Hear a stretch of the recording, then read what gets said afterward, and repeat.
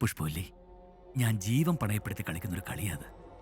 എന്നെ തോപ്പിക്കരുത് ചേട്ടാ. ആ, രാത്രി ഉറക്കമൊഴിച്ചിരുന്ന് എഴുതുമ്പോ ഒരു ഭാര്യയുടെ സാമീപ്യം, ഇടയ്ക്കിടയ്ക്ക് കട്ടൻ ചായ വേണോന്നുള്ള അവളുടെ ഒരു ചോദ്യം, ഇതൊക്കെ ഏതൊരു എഴുത്തുകാരൻ ആഗ്രഹിക്കുന്നതാ. എനിക്കതൊന്നും വേണ്ട. എന്റെ സ്വപ്നത്തിലുള്ള പോലെ ഒന്നും നീ ആവണ്ട.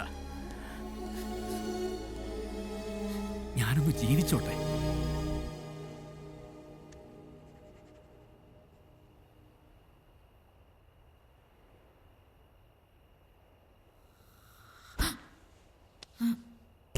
ചേട്ടാ കട്ടൻ വേണോ? ഇപ്പൊ വേണ്ട.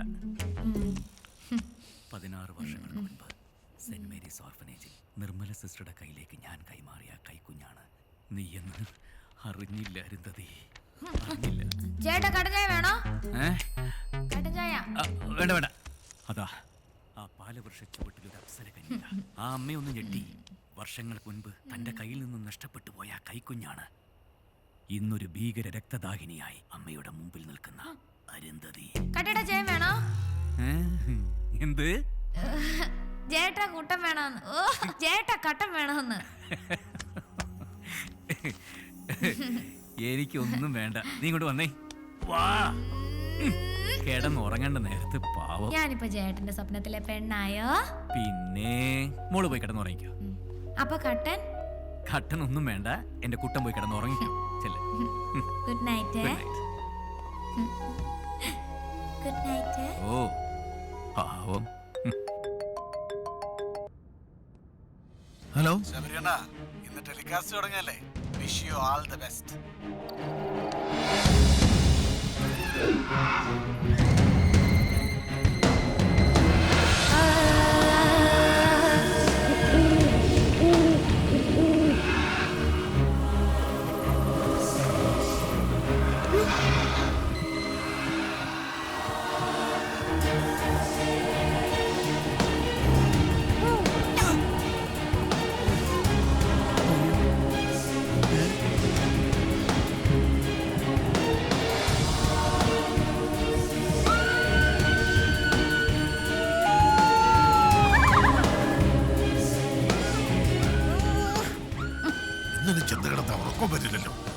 തന്നിൽ എരിയുന്ന പ്രതികാരത്തിന്റെ കനലുമായി അരുന്ധതിയുടെ ജൈത്രയാത്ര തുടങ്ങുന്നു.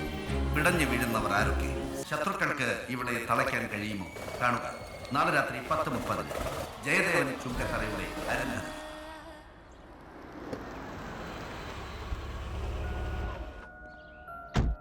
ജയദേവൻ, റിപ്പോർട്ട്സ് എങ്ങനെയുണ്ട് ശബരി? ചാനലിൽ തന്നെ വിളിച്ചിരുന്നില്ലേ? അവർക്ക് നല്ല ഫീഡ്ബാക്കാ. അവരുടെ കണക്കൂട്ടലനുസരിച്ച് ഇതുവരെ മറ്റൊരു സീരിയലിലും കിട്ടാത്തൊരു ഓപ്പണിംഗ് ആണ് നമുക്ക് കിട്ടിയിരിക്കുന്നത്. നാട് മുഴുവൻ അരുന്ധതിയെ കുറിച്ചുള്ള ചർച്ചയാ. പിന്നെ തനിക്ക് അത്ര സുഖകരമല്ലാത്തൊരു റിപ്പോർട്ട് കൂടിയുണ്ട്. കഴിഞ്ഞ ആഴ്ചത്തെ റേറ്റിംഗ് വന്നിട്ടുണ്ട്.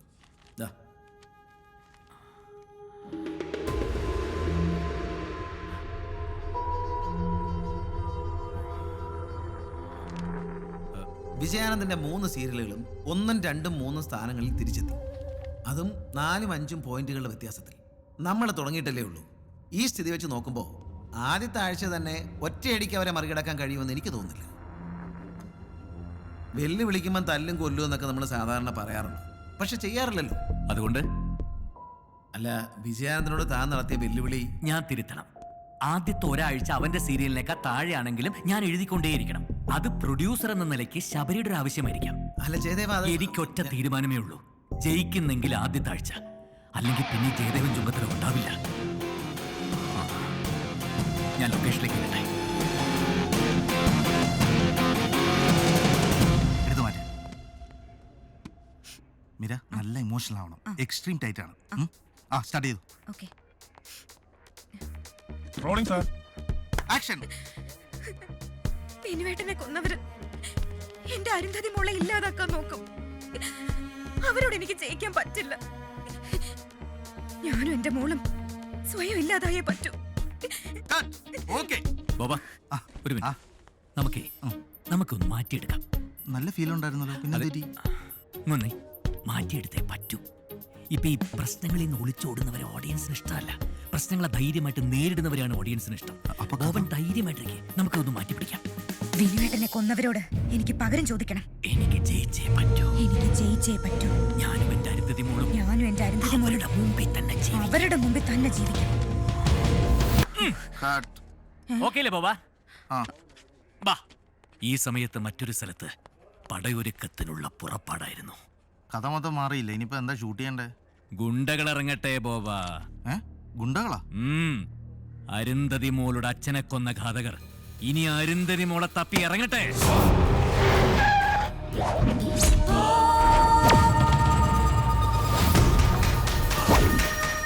ഇവിടുന്ന് തിരിച്ചു പോകുമ്പോ അരുന്ധതി നമ്മുടെ കയ്യിലുണ്ടാവണം.